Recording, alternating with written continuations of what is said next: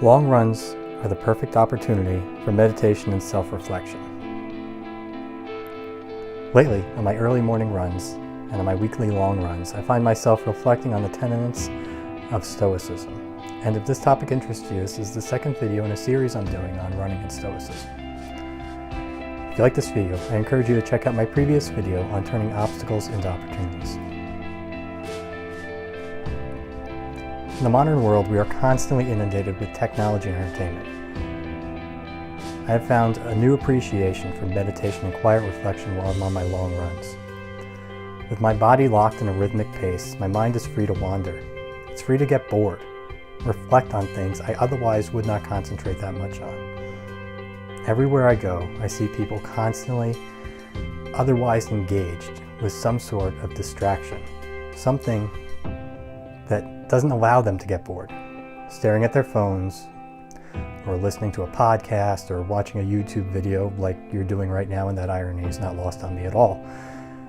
But allowing yourself to think deeper about the daily going-ons and things that you wouldn't normally reflect too heavily on is important for self-growth and for personal improvement.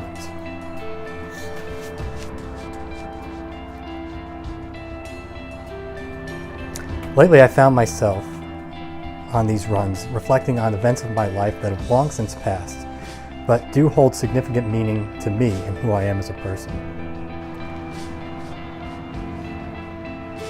And when you're reflecting on these previous events, whether they're something you're happy about or something you're prideful in or maybe even shameful of, it's important to remind yourself that you are the common denominator in all of these events that you remember. And it just so happens that you're also the one thing that you can still change about these events. You can't change what happened, what you said, what other people said. You can't change who other people are or what they do in the future, but you can change yourself, and you can change how you react to similar situations in the future. More than just meditation and reflection, Stoic philosophy encouraged documenting these reflections. The only reason we know so much about the Stoic philosophers and the principles of Seneca and Marcus Aurelius is because Marcus Aurelius kept meticulous journals about his reflections on daily events, and Seneca wrote letters to his many students offering sage wisdom on the philosophy of Stoicism. And in a way, I guess, although I didn't know I was doing it when I started this project, this is what I'm doing. I'm, in the most modern way I know how to, documenting my own thoughts and reflections on my daily life, but also just of life in general.